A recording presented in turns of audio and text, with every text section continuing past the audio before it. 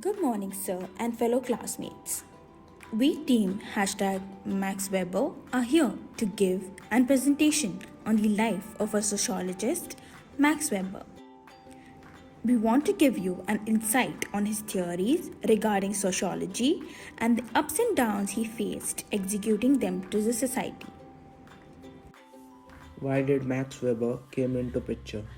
Sociologists like Emile Durkheim and Herbert Spencer said that see society as a whole and an individual is a part of the society and can't survive without the society. But Max Weber declined this, and Max Weber said that an individual is the most important thing and not the society, and society is governed by social actions performed by individuals, and good and bad are decided by individuals. To run the society properly, we have some elements which are called ideal types. Max Weber said that ideal types are very important as they frame things. He made ideal types for everything, like what are ideal types for bureaucracy, what are ideal types for society, and what are ideal types for individuals, and what will be their elements. Max Weber gave very important theories to us like bureaucratic model.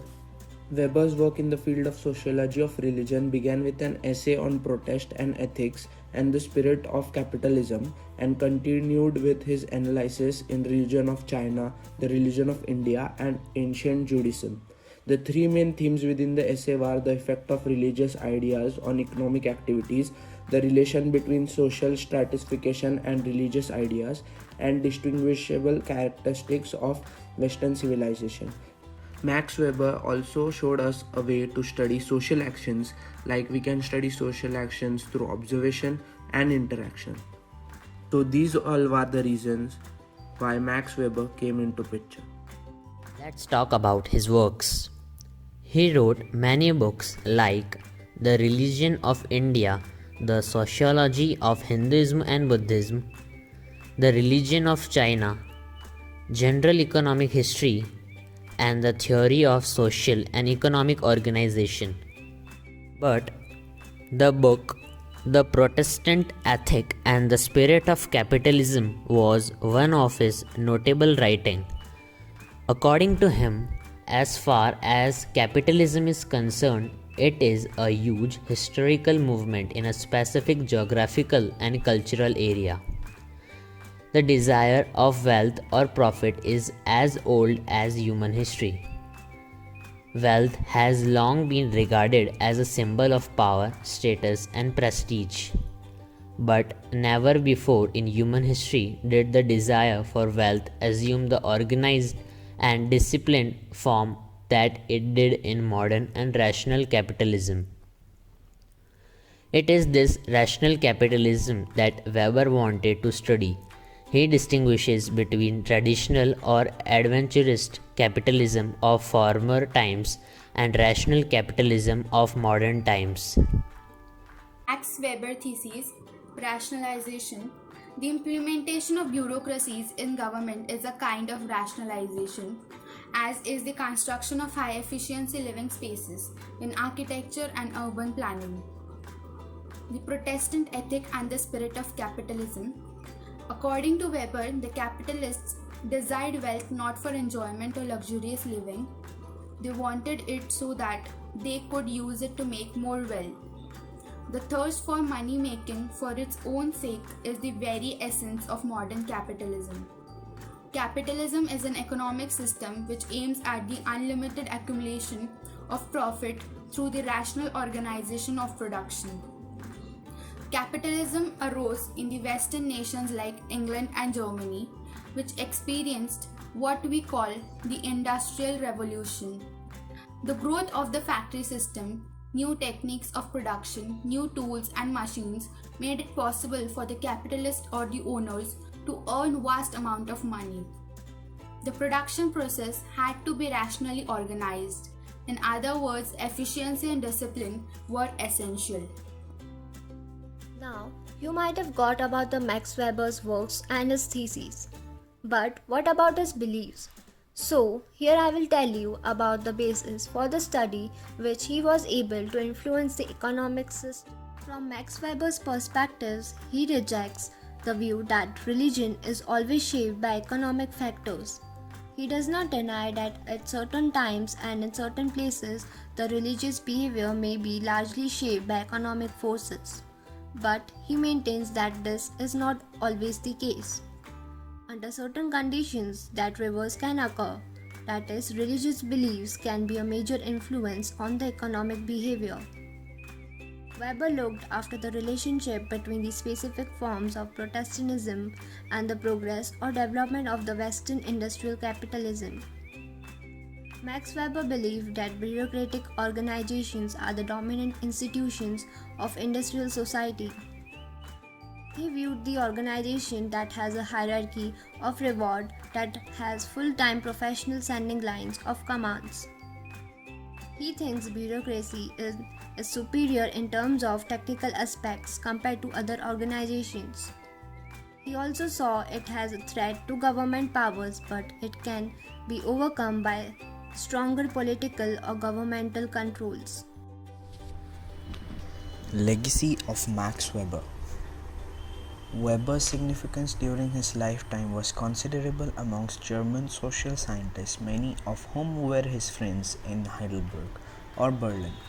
But because so little of his work was published in books from during his lifetime, and because most of the journals in which he published had restricted audience of scholarly specialists, his major impact was not felt until after his death. The only exceptions were his formulations of liberal imperialism in 1895.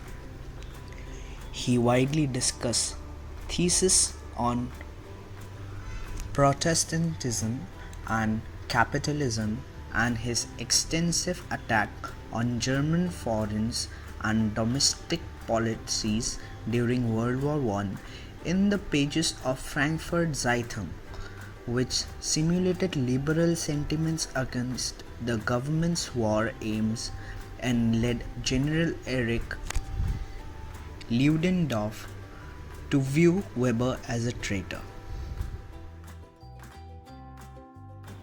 Weber made a very important contribution to the way we understand how people and institutions come to have authority in society, how they keep it, and how it influences our lives.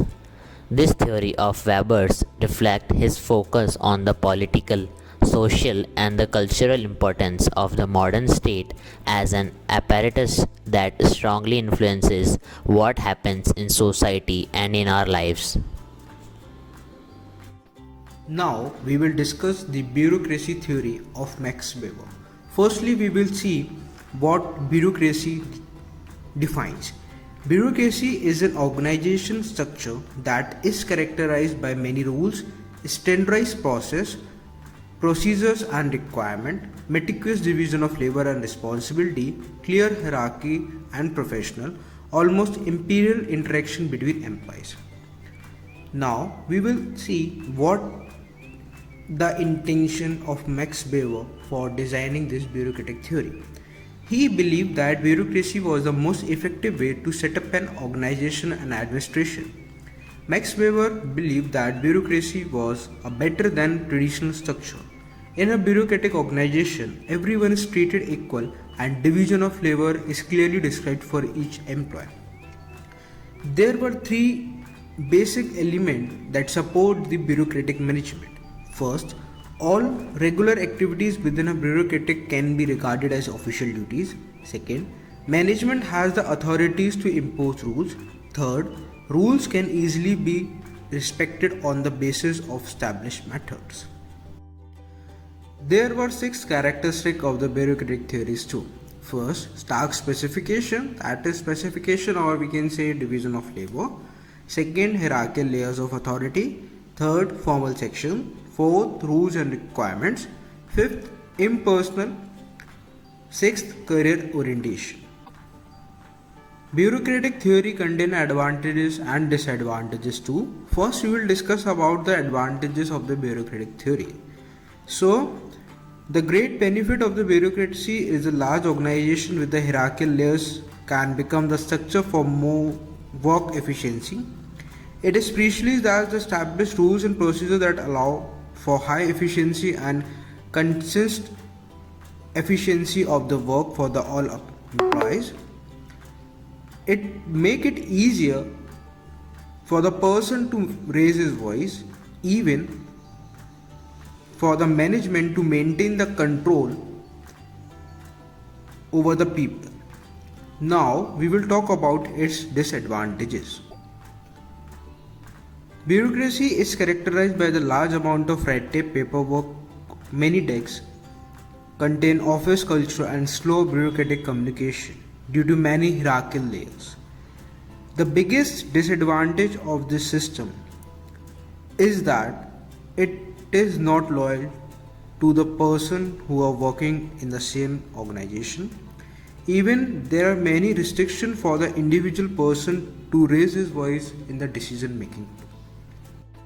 Now we will discuss the bureaucracy theory of Max Weber.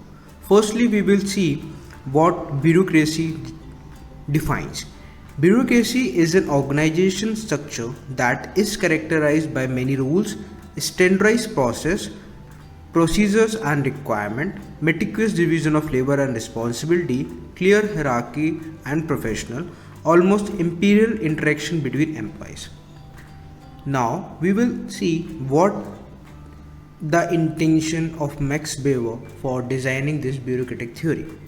He believed that bureaucracy was the most effective way to set up an organization and administration. Max Weber believed that bureaucracy was a better than traditional structure. In a bureaucratic organization, everyone is treated equal and division of labor is clearly described for each employee. There were three basic elements that support the bureaucratic management. First, all regular activities within a bureaucratic can be regarded as official duties. Second, management has the authorities to impose rules. Third, rules can easily be respected on the basis of established methods. And here we come to an end to our presentation.